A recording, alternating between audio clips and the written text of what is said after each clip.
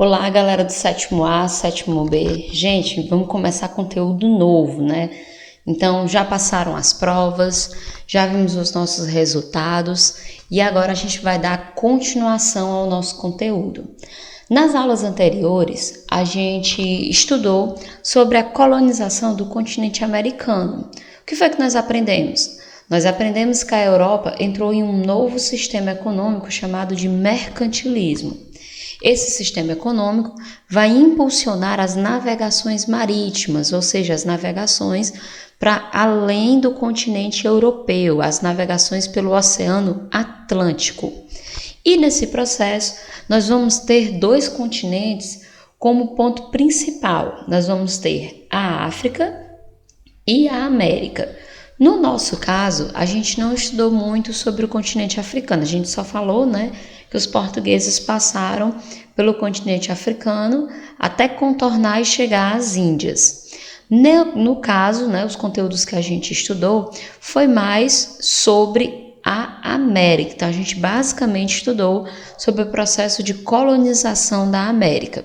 Nós aprendemos que a América foi colonizada e dividida em três grandes grupos. A América Portuguesa, os territórios que foram colonizados, conquistados por Portugal. A América Espanhola, os territórios que foram colonizados e conquistados pela Espanha. E a América Inglesa, os territórios que foram conquistados e colonizados pelos ingleses. Então, hoje a gente vai aprender um pouco mais sobre como a Espanha administrou seus territórios aqui na América.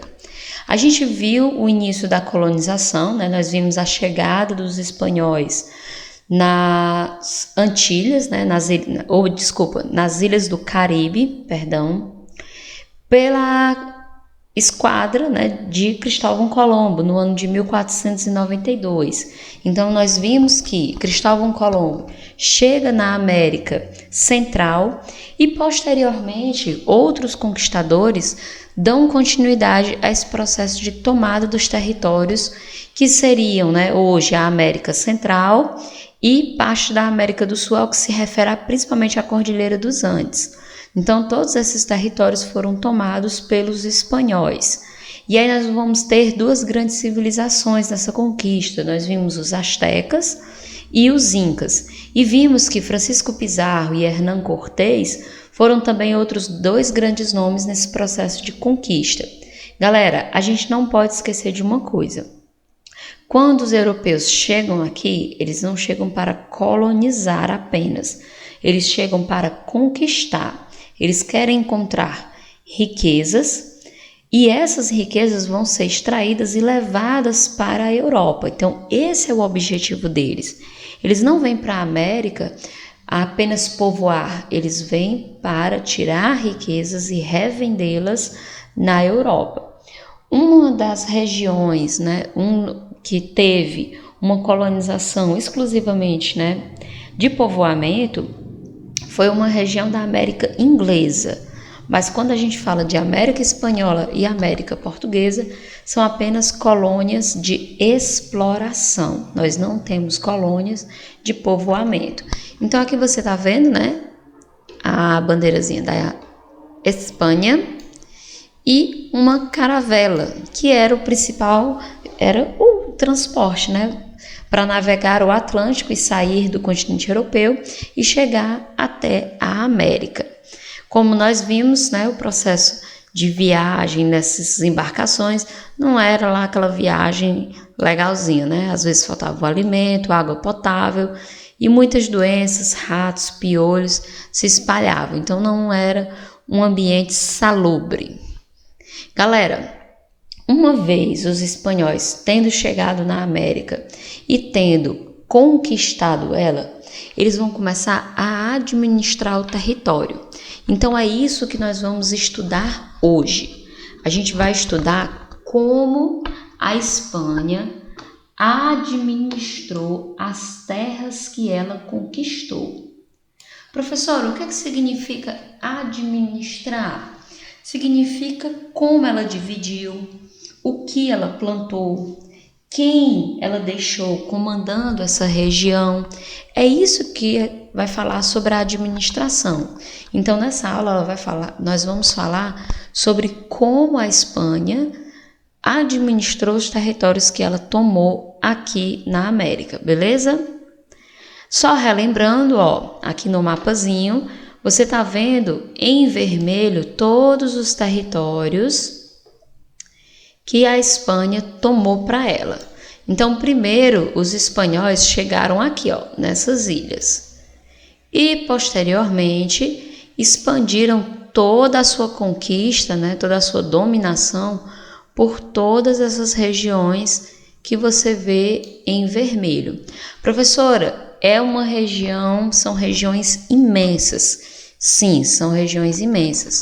Você tem aqui parte da América do Norte, você tem a América Central e você tem a América do Sul. E essa regiãozinha aqui, ó, é a região da chamada Cordilheira dos Andes. Então, todo esse território foi tomado pelos espanhóis. Uma vez esse território tendo sido tomado, eles vão dar início à colonização.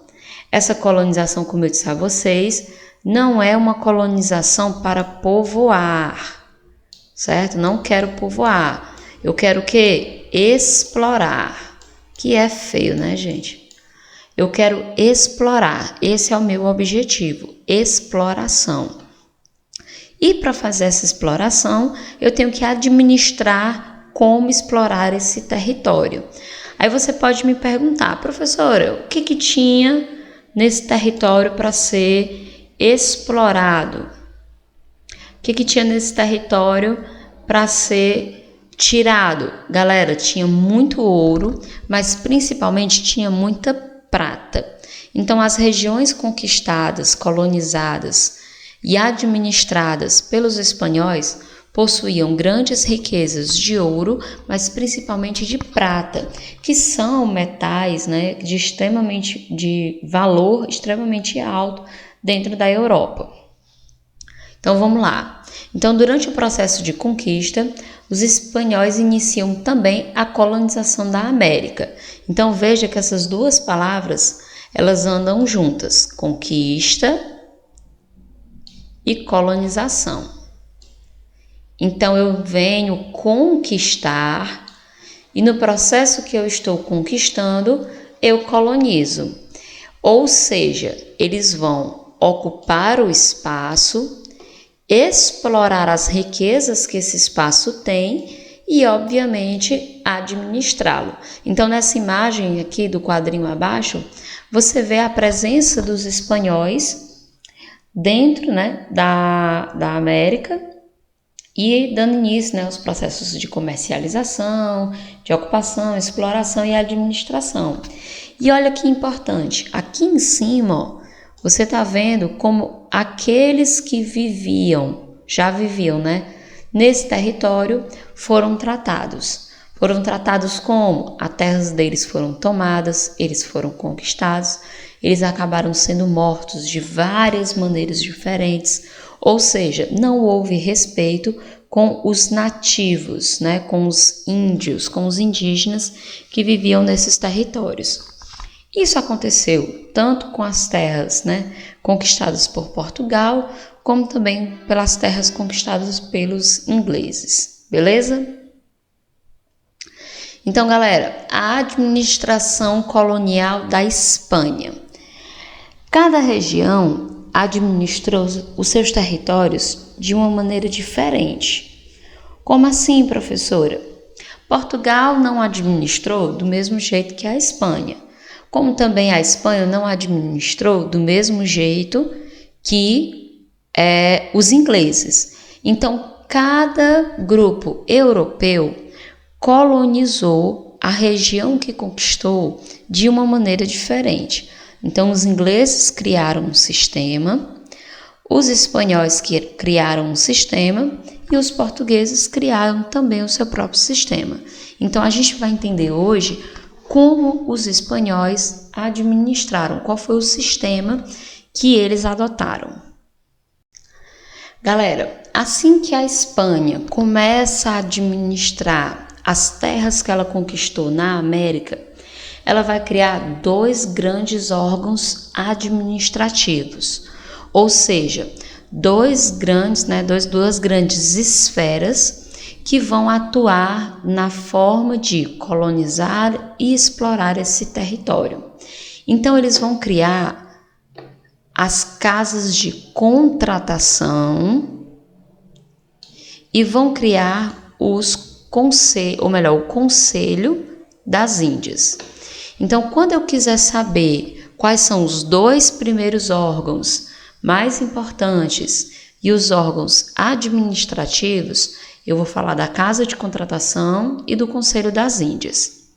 A Casa de Contratação foi criada em 1503 e o Conselho das Índias foi criado em 1524.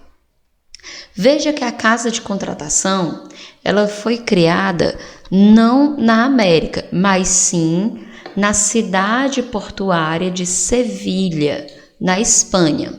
Por que uma cidade portuária? Porque é uma cidade que fica de frente para o mar. Então, era uma cidade que já estava, geograficamente localizada para se interligar com os negócios que iriam ser feitos com as pessoas, que estavam na América. O que essa casa de contratação fazia?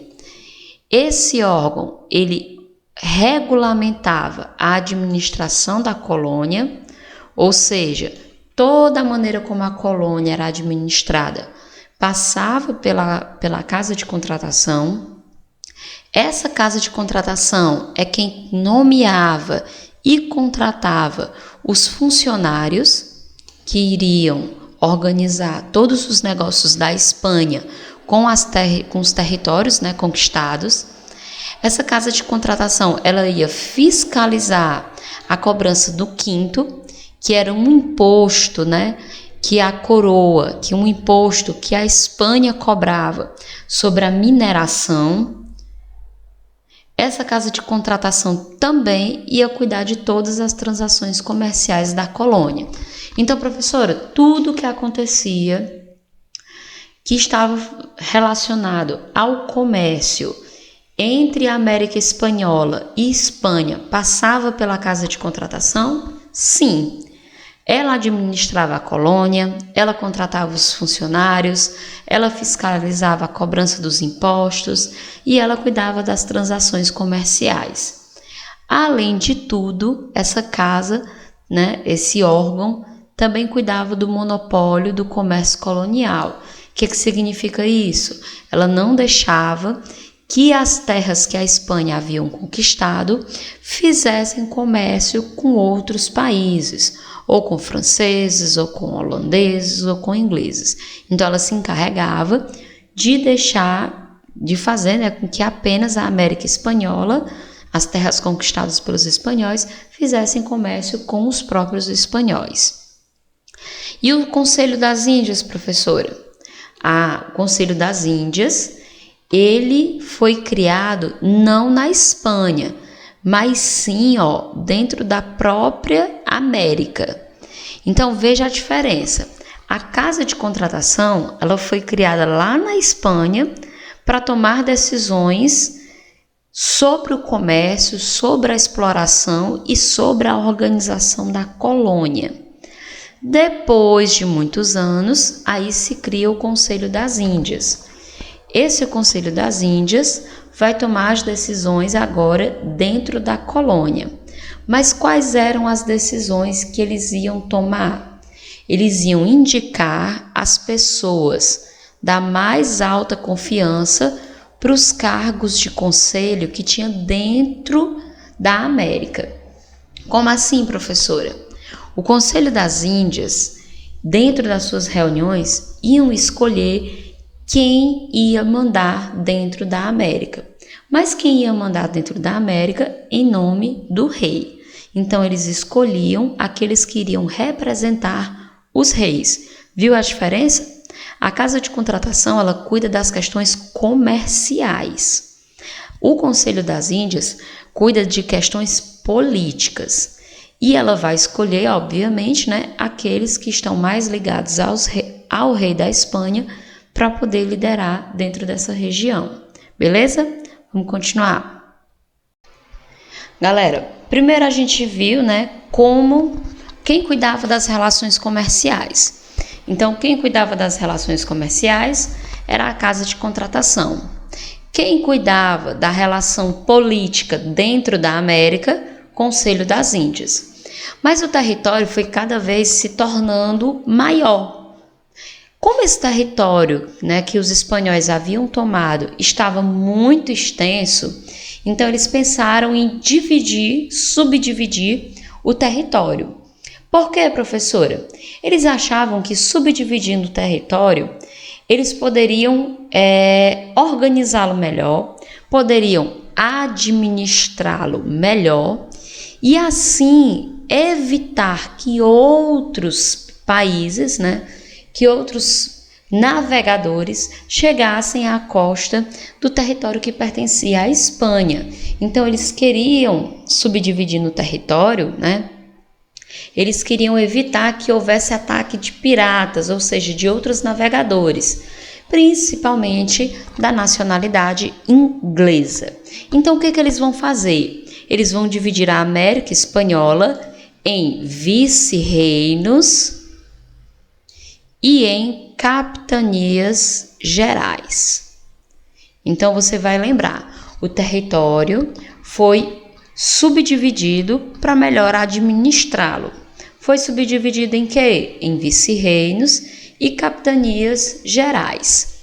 Galera, dentro desses vice-reinos e dentro dessas capitanias, nós vamos ter órgãos, certo? Nós vamos ter como se fossem, né, espaços ainda de administração. Ó, você tá vendo aqui no mapinha, ó, tem um vice-reino da Nova Granada, que eu tô circulando aqui. Tem um vice-reino do Peru. Aí eu tenho uma capitania aqui, ó, Capitania Geral da Guatemala. Tenho mais outra capitania geral aqui, tem uma capitania geral do Chile. Então eu vou dividir dessa forma. Dentro de cada capitania e dentro de cada vice-reino, eu vou criar novos órgãos administrativos. Que órgãos são esses? Eu vou criar as audiências e vou criar os cabildo. Então, vamos voltar lá mais uma vez para a gente entender. Eu vou subdividir o território em pedaços menores, capitanias, vice-reinos. Dentro de um vice-reino desse aqui, ou dentro de uma capitania dessa daqui, eu vou criar uma audiência e vou criar um cabildo. Aí agora a gente vai saber para que serve isso. O que era uma audiência? Os vice-reis eram membros da nobreza ou da burguesia espanhola. Na América, eles representavam o rei e, portanto, eram os mais altos autoridades coloniais. Os vice-reis cuidavam dos assuntos administrativos, militares e religiosos. Eles ainda presidiam as audiências, onde exerciam o papel de autoridade judicial. Então, por exemplo, dentro da Capitania Geral do Chile, eu tinha vou mudar o exemplo. Vamos dizer que dentro do vice-reino do Peru, eu tinha um vice-rei que mandava. Esse cara tinha vindo da Espanha para tomar as decisões sobre esse vice-reinado. E as decisões que ele tomava, todas elas ocorriam num conselho. E esse conselho onde ele tomava essas decisões era chamado de audiência. Então era como se fosse o governo de um estado. Por exemplo, como se fosse o Ceará, né? O governador do Ceará mandando. Aí, nas esferas menores, nós temos os cabildos, que é uma espécie de conselho ou câmara municipal. Nos cabildos, se tratava-se de vários assuntos, especialmente de questões relacionadas à política, ao comércio, ou uso de áreas de propriedade pública. Então, eram os problemas mais cotidianos. Então, dentro do vice-reino do Peru, eu tinha um vice-rei que mandava. O vice-rei tomava as decisões diretamente com o próprio rei da Espanha. Essas decisões eram tomadas aonde? Nas audiências. Nas vilas menores, eu tinha os cabildos, que era como se fosse uma câmara municipal. Então, vamos comparar com o nosso cotidiano de hoje. É como se o governo do estado fosse a audiência e as prefeituras fossem os cabildos. Então, era como se fosse essa esfera de tomada de decisão, beleza? Se ficou dificilzinho, volta de novo para tentar entender. Galera, então aqui a gente tem um resumo, né, de como se dava a administração colonial da Espanha na América. Então, a Espanha, né, da Espanha, se usavam duas formas de organização. As casas de contratação, que cuidavam do monopólio comercial, e o Conselho das Índias, que cuidava dos negócios coloniais. Aí a América, ela foi dividida em vice-reinos e capitanias gerais.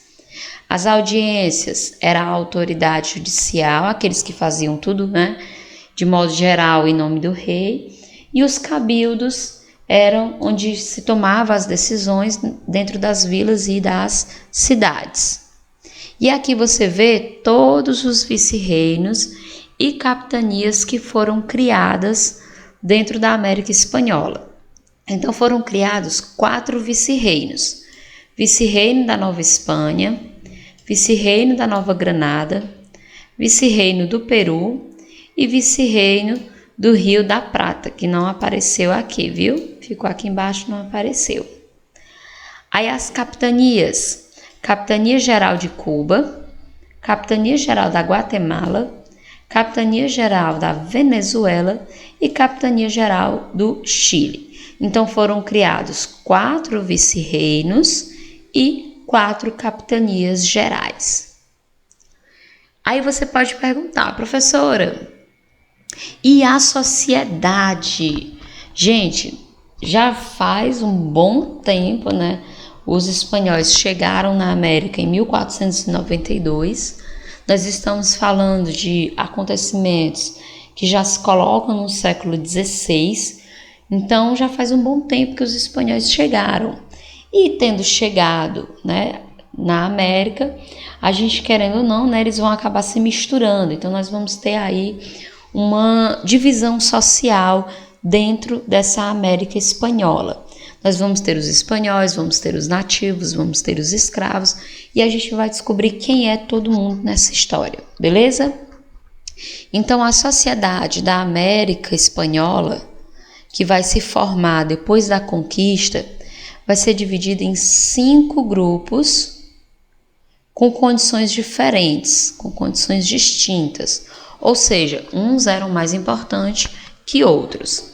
Então, quem é que está no topo da pirâmide social? São os chapetones. Quem são eles? Eles são os homens brancos vindos da Espanha. Em geral, quem são eles? Podem ser padres, clérigos ou funcionários do governo. Então, esses são os chapetones. Abaixo dos chapetones, nós temos os crioulos. E aqui o crioulo não tem nada a ver com negro, certo?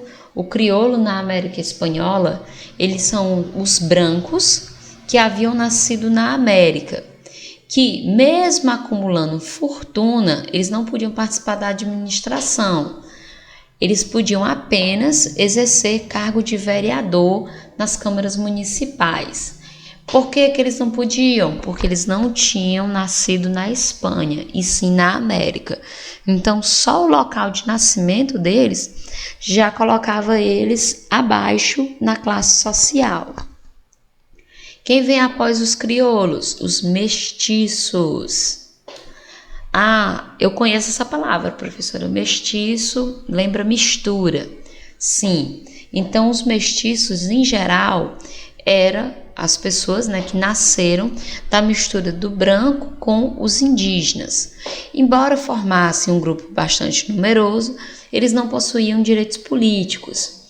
O que é que os mestiços mais faziam? Eles atuavam mais como capatazes, como feitores ou como ajudantes dos homens brancos mais importantes, como por exemplo os crioulos. Abaixo dos mestiços, quem vinha? Os índios. Então eles estavam na base da sociedade e foram escravizados em toda a América Espanhola. Não tinham nenhum tipo de direito e eram considerados como animais e foram mortos aos milhares. Então os índios foram a principal mão de obra escrava na América Espanhola, enquanto que no Brasil a gente sabe que foi a mão de obra escrava africana. Quer dizer que não tinha negros na América Espanhola, professora? Tinha sim. Eles também trouxeram negros. Os negros eram muito raros na região, sendo trazidos da África somente para as regiões onde os nativos tivessem sido exterminados. Então, por exemplo, no Caribe, os índios haviam sido totalmente exterminados pelos espanhóis. Então, por isso, trazia-se esses negros para trabalhar, para fazerem os trabalhos escravos. Onde ainda existiam indígenas, esses indígenas eram usados. E aqui você vê a porcentagem da sociedade espanhola. Então, os chapetones, né, os mais bem privilegiados, eles formavam apenas 1% da população. Os crioulos, que eram os brancos descendentes de espanhóis, né, aqueles brancos que nasceram na América, mas eram filhos de espanhóis, formavam 3,5% da população. Os mestiços, né, homens que eram livres, mas que trabalhavam, né, eles tinham aquele trabalho pesado para ajudar os homens brancos mais importantes, como os crioulos, formavam 27,5% da população. Então, indígenas e negros formavam 58% da população. Beleza? E aqui, né, nesse quadrinho, você vê uma explicação de como aconteciam, né, e ainda hoje como acontecem as desigualdades sociais, não só na América Espanhola, né, até mesmo no próprio Brasil. Então você está vendo, ó, que todos esses menininhos juntos, eles conseguiram, né, plantar e colher todas essas maçãs. Então tudo isso daqui que eles plantaram e colheram, a gente chama de produto interno bruto. Então eles vão dividir todas as maçãs que eles colheram de maneira igual, né? Ou pelo menos a maneira como deveria ser dividido, né? Então, se eu fosse dividir a maçã de maneira igual para todos eles, né? A renda per capita, ou seja, a renda para cada um desses meninos, era assim que eles iriam ficar, né? Em média, cada um ficaria com 4 maçãs. Mas o que é que acontece? O que é que acontece é que apenas um único menino pega a maioria, praticamente todas as maçãs, e deixa os demais não apenas, né? Eles não estão nem com uma maçã toda, né? Eles só estão com metade de uma maçã. Ou seja, houve desigualdade na distribuição da renda. Então é assim que acontece. Muita gente trabalha para produzir. Se fosse para ser dividido, né, igualmente, seria da maneira do segundo quadrinho, né? Mas infelizmente o que acontece é a concentração de renda, que é o que a gente vê no terceiro quadrinho. Aqueles que têm poder tomam e deixam os demais sem. E aqui eu já falei sobre a sociedade colonial, né? Um dos critérios da hierarquia social era a pureza do sangue, né? Também ligada ao local de nascimento. Então, se você tivesse nascido na Espanha e fosse, obviamente, né, descendente de espanhol, você estava lá no topo da sociedade. Mas se você fosse descendente de espanhol e tivesse nascido na América, aí você já não tinha tanto privilégio. O número de mulheres espanholas vindas para a América era bem inferior ao de homens.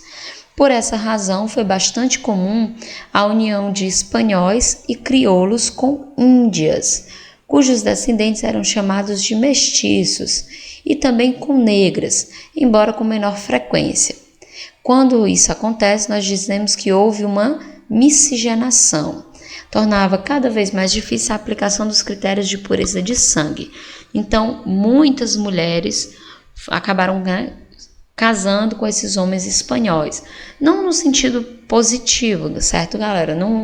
Nem sempre houve uma união matrimonial, não. Na realidade, a maioria dessas mulheres foi violentada sexualmente, né? Eles casavam com as mulheres que vinham da Europa, mas isso não impedia que eles abusassem sexualmente das mulheres índias e negras que viviam na região, principalmente as indígenas.